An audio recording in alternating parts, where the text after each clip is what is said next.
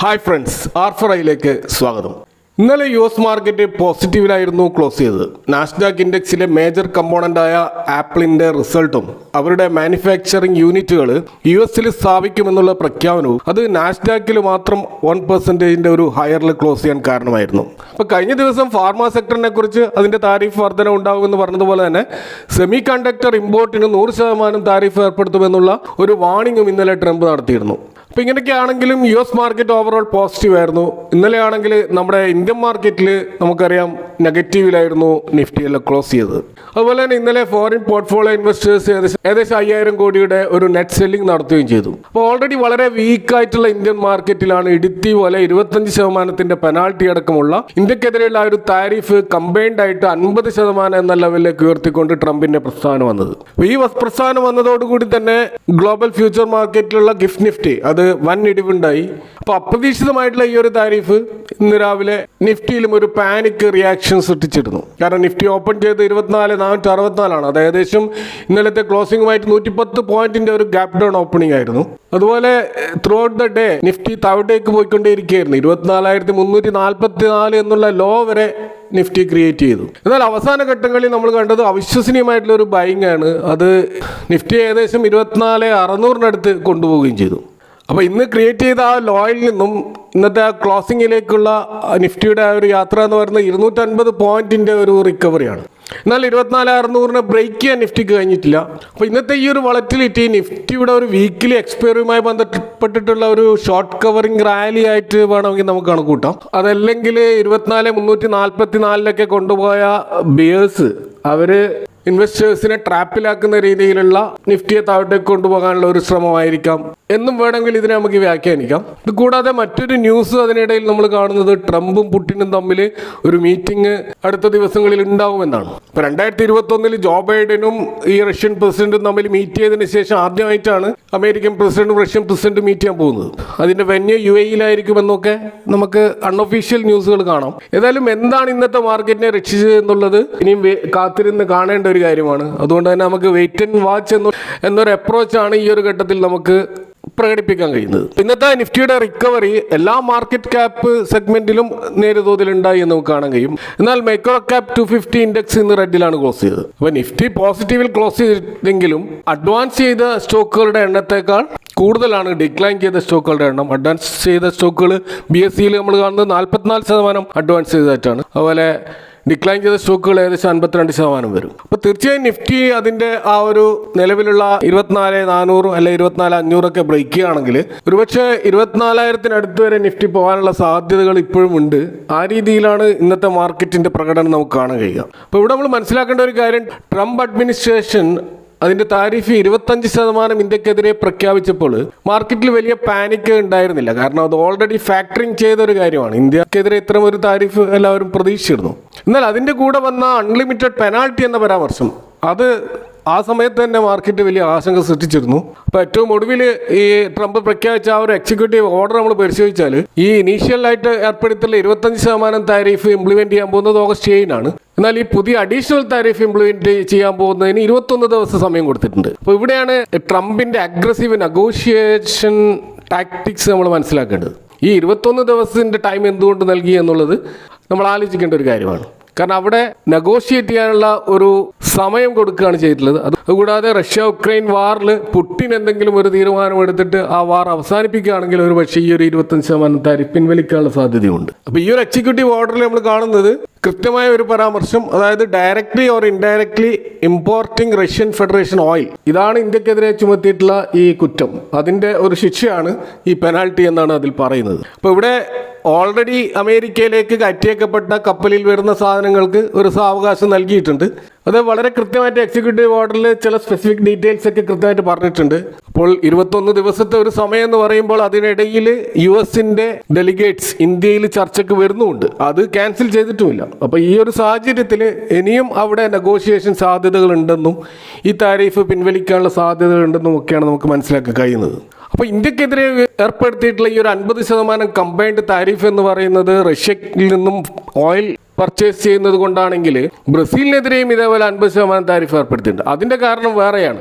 ബ്രസീലിലുണ്ടായ ചില political developments ആണ് അതിന് കാരണമായത്. അപ്പോൾ അവിടുത്തെ ഫോർമർ പ്രസിഡന്റ് ആയിട്ടുള്ള ജെയർ ബോൾസനാരോയെ പ്രോസിക്യൂഷൻ ചെയ്തതിനെതിരെ ആണ് ആ ഒരു താരിഫ് ഏർപ്പെടുത്തിയിട്ടുള്ളത്.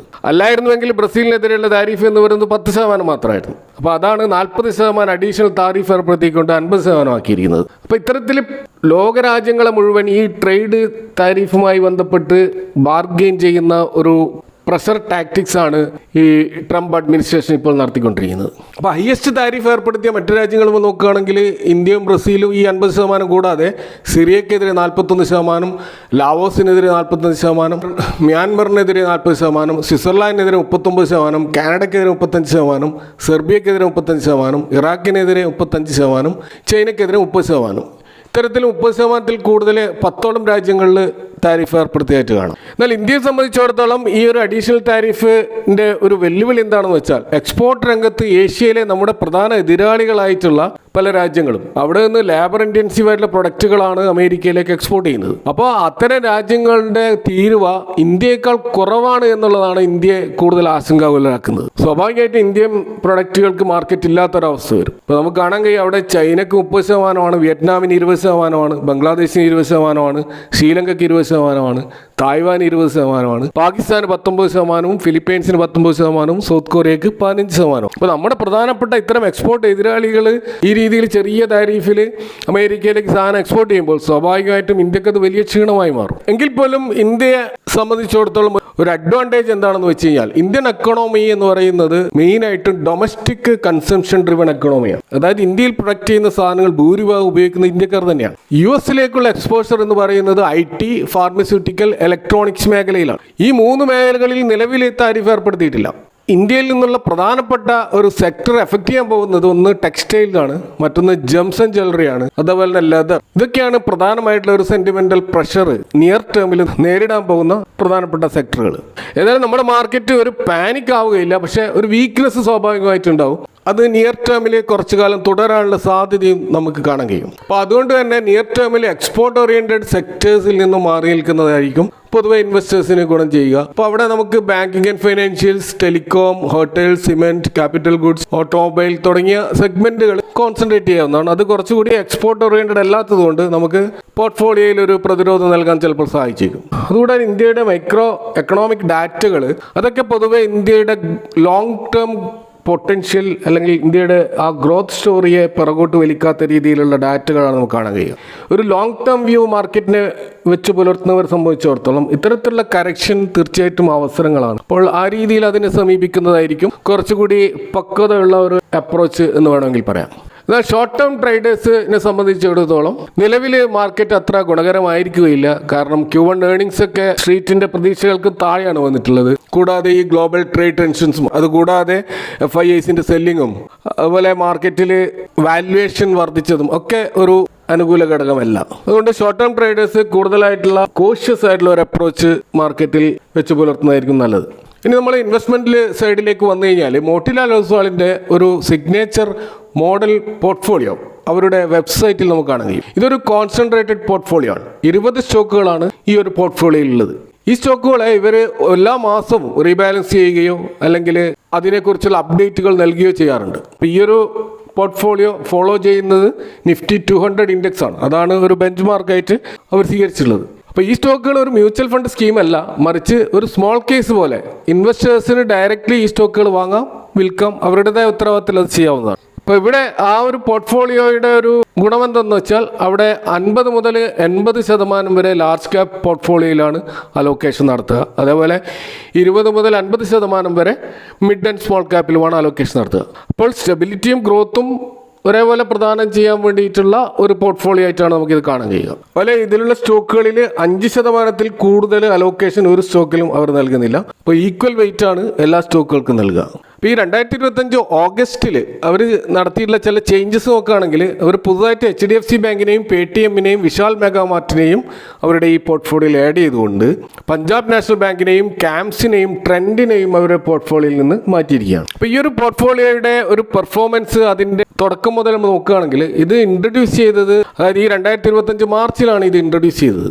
അപ്പോൾ കഴിഞ്ഞ 5 മാസത്തെ ഇതിൻ്റെ ഒരു പെർഫോമൻസ് നോക്കുകയാണെങ്കിൽ നിഫ്റ്റി 200 ഇൻഡെക്സുമായിട്ട് കമ്പയർ ചെയ്യുമ്പോൾ 17% ഒരു ഔട്ട് പെർഫോമൻസ് ആണ് ഇത് നടത്തിയത്. കാരണം നിഫ്റ്റി 200 12.1% ഒരു റിട്ടേൺ മാത്രമേ നൽകിയിട്ടുള്ളൂ. ഇനി 3 മാസത്തെ ഒരു റിട്ടേൺ, ആബ്സല്യൂട്ട് റിട്ടേൺ നോക്കുകയാണെങ്കിൽ 5.5% റിട്ടേൺ ആണ് നൽകിയത്.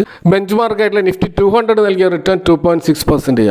അതുപോലെ കഴിഞ്ഞ 1 മാസത്തെ നോക്കുകയാണെങ്കിൽ ഇത് നെഗറ്റീവ് റിട്ടേൺ ആണ്, -1% നെഗറ്റീവ് റിട്ടേൺ ആണ് ഈ ഒരു പോർട്ട്ഫോളിയോ നൽകിയതെങ്കിലും നിഫ്റ്റി 200ൻ്റെ റിട്ടേൺ എന്ന് പറയുന്നത് -3% ആണ്. അപ്പോൾ അതിനേക്കാൾ കുറച്ചുകൂടി ഡൗൺവേർഡ് പ്രൊട്ടക്ഷൻ ഈ ഒരു പോർട്ട്ഫോളിയോ നൽകിയിട്ടുണ്ട് എന്ന് നമുക്ക് മനസ്സിലാക്കാം. ഈ ഒരു ഓഗസ്റ്റ് മാസം നമ്മൾ കാണുന്ന 20 സ്റ്റോക്കുകളിൽ നോക്കുകയാണെങ്കിൽ അതിൽ ICICI bank, HDFC bank, Airtel, prestige estate, Zomato അഥവാ എറ്റേണൽ പോലെയുള്ള 20 സ്റ്റോക്കുകളാണ് നമ്മൾ കാണുക. ഇതിൽ ലാർജ് ക്യാപ്പും മിഡ് ക്യാപ്പും സ്മോൾ ക്യാപ്പും മിക്സ് ചെയ്തിട്ടുള്ള ഒരു പോർട്ട്ഫോളിയോ ആണ്. ഞാൻ നേരത്തെ പറഞ്ഞ പോലെ 5% യൂറോ സ്റ്റോക്കിനും കൊടുത്തിട്ടുള്ള വെയിറ്റേജ്.